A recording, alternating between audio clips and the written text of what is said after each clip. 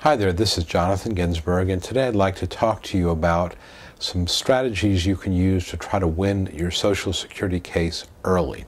As you probably know, Social Security is really pretty backlogged, and there are situations now where cases can take anywhere from a year and a half to 3 years before you get a decision. It may take a year and a half or even 2 years at the administrative level where adjudicators are trying to make a decision, and then it may take another year to get a hearing and get a hearing decision. So obviously 2 or 3 years is an awful long time to wait, especially if you're not able to work. So of course a question I get quite often is, how long is it going to take, and how can I speed up the process? And I wish I could give you a quick and easy answer about how you can speed up the process. There is no one specific answer, but I think that one thing you can do is try to get approved early. And this is at the administrative level before we get to a hearing, before you have an attorney even. In fact, I wrote a book about this. It's called The Disability Answer Guide, which you can see at disabilityforms.com. This is not about my book, but I did talk about that, talk about some specifics about how to fill the forms out.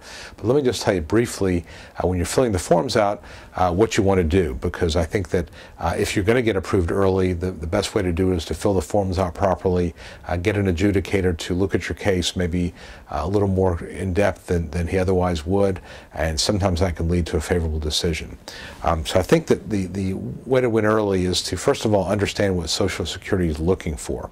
And if you've read my materials, you know that I've identified essentially 3 strategies to win a case. One is to meet what is called a listing. The second is to prove functional capacity. The third is to meet a grid rule.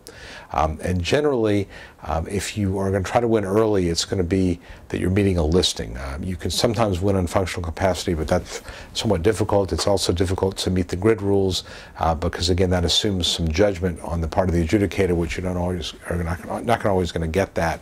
And plus, it's asking them to apply rules they may not be knowledgeable about how to apply. But certainly, meeting a listing, that's the one thing they are going to be looking at, and they might very well know. And I've put a link to where the listings are here, so on this site, so you can go to that link and you can see where the listings themselves are. And basically, the listings are where Social Security has identified specific medical problems that are so severe on their face that there's no way you could possibly work. So if you meet a listing, we don't have to get into the functional part of it too much, because again, it's assumed that if you have a really serious medical problem, that there's going to be associated functional problems with it, activity problems with it. So for example, if you've got a leg that's been amputated, then it's assumed that you would have a real difficult time finding work. And that's a listing level type of problem. If you have a certain level of problems in your heart, such that your heart is only generating 20% pumping capacity, that is a listing level case. And again, that's another situation where you would meet the listing, you wouldn't have to prove anything else about your capacity. It's assumed that if your heart's only working at 20% capacity, your ejection fraction is at 20% is what they would call it, then you would not be a very reliable employee. And there's a variety of other listings that you can meet. So I think that first of all, what I would tell you to do is to look at the listings and try to identify the body part that most reflects your particular problem, and see if you meet a listing. And if you think you might, what you would do is you would take a copy of that listing to your treating doctor, have the doctor generate a narrative report or fill out a checklist that really tracks the language of the listing exactly. So if you can file paperwork and you can say, I believe I meet a listing, here's the listing I think I meet, you give the adjudicator the actual number, and here's why I think I meet it, that goes a long way. Secondly, when you're filling out the forms, and I talk about this a lot in my book, is don't be vague. You want to be very, very specific. So for example, if you can't sit very long, you want to say, I can sit for no more than 10 minutes. I've got to then take a 5 to 7 minute break. I can sit down for 10 minutes. I can repeat that cycle 3 to 4 times that I'm so much in pain and so fatigued I've got to go lie down. That's a much better way to answer it than to say I can't sit very long. You know, I can't walk very far. Doesn't say anything. I can walk 300 yards total. I've got to take 3 breaks while I'm doing so. When I'm finished walking 300 yards, I've got to rest because I'm so exhausted. I'm breathing so hard that I can't catch my breath, and I've got to really stop and catch my breath at that point. That's a much better way to answer the question. So I think that when you are answering the questions in the forms, you want to be very, very specific. And again, if you can get support from your treating doctor about those specific limitations, that's really ideal, because Social Security in a lot of ways is about your ability to translate medical problems into very specific work limitations. If we can do that, it goes a long way to convincing Social Security that you would not be able to work.